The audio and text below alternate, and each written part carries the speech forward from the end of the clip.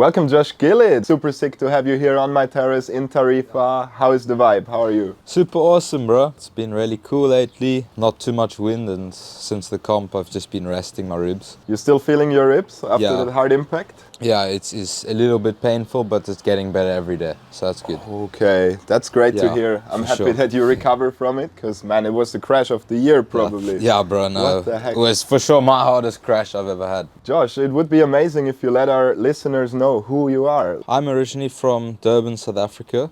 I started kiting when I was 8 years old. 8 years. Yeah, so I've been kiting for 10 years now, which is more than half my life. And then I moved to Cape Town when I was about 10, 11 years old.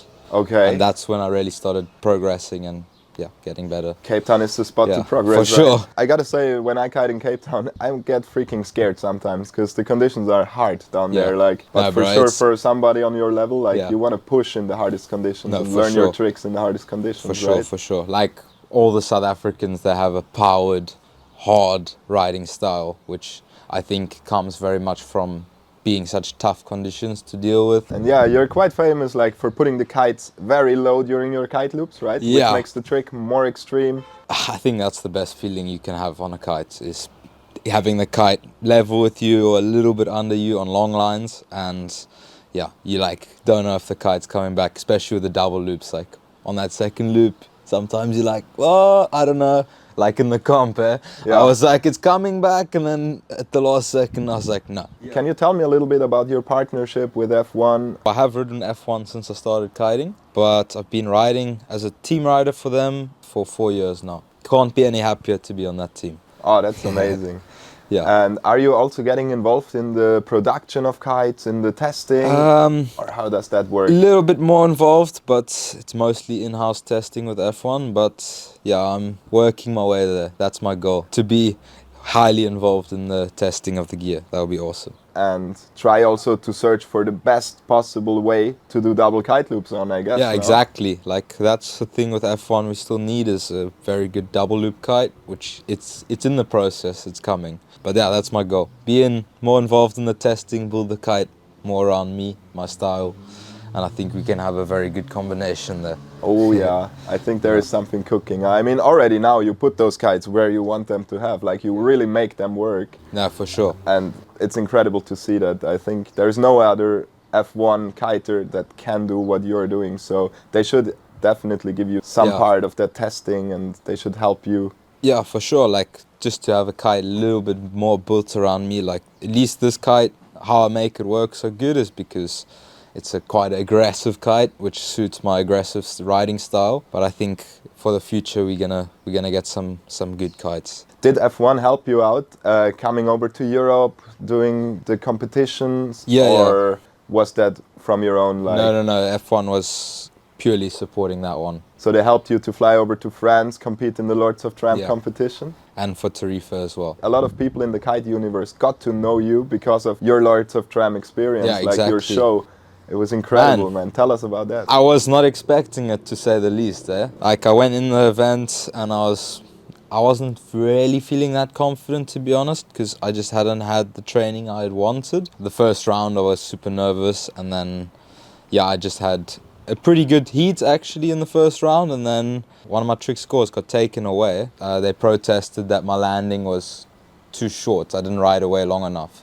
And exactly, you were winning that so heat. I won that heat, and then they took the score away after the heat, and that put me into third. So I got so angry about that. I did my best to keep it calm, but internally I was very angry after that. You were cooking, right? Yeah. And I went in the next heat and I was like, I don't care what happens. I'm just going to send it as hard as possible, and that kind of ended up being my strategy the rest of the event. Man, that's nice. That worked big time. You took that anger to fuel your next riding. Exactly. That's incredible. Like, and you made it up until the semi-finals. You got kicked out in the same heat as world champion Andrea Principi. No, man, like I was lost for words actually. Like even just to be riding in the same heat as those guys, I was like, I've been looking up to them for the past years, and then I got to ride a heat with them in the semi-finals. I was over the moon. It was amazing. As soon as I found out about yourself, like I was filming the event Lords of Tram, and then the next day when you did that semi-final, I wasn't there anymore, unfortunately.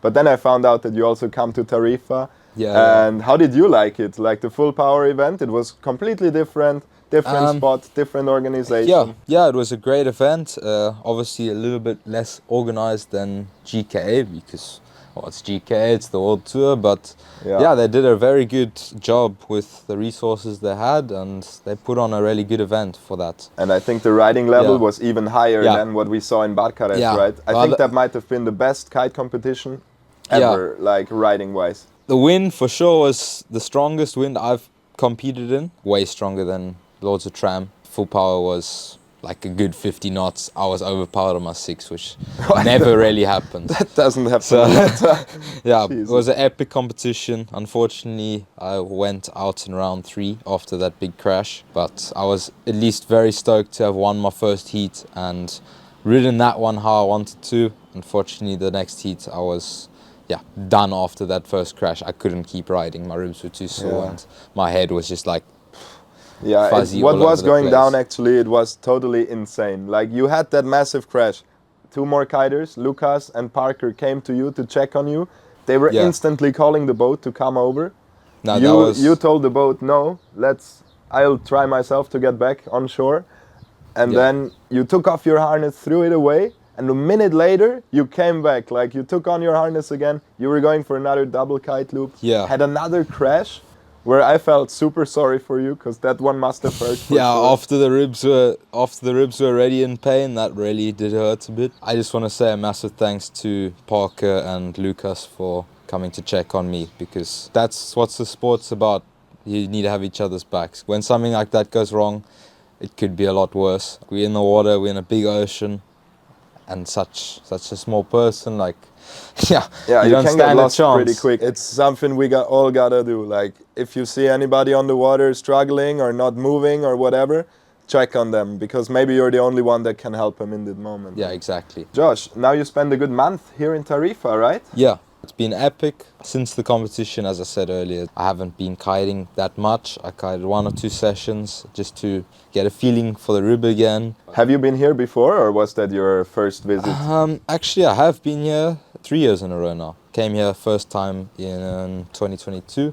All right. Did like the shoot for the new F1 kite back then. And then I came back last year actually, but unfortunately I was here for 6 weeks and we had no wind the whole time. Yeah, I remember that period. Yeah, very unusual for this place. I saw that the next couple of days there is some very good wind upcoming here in Tarifa, but I think you fly out. I'm flying tomorrow, unfortunately. I need to get back home actually as soon as possible, or get out of Europe as soon as possible so I can save days on my visa.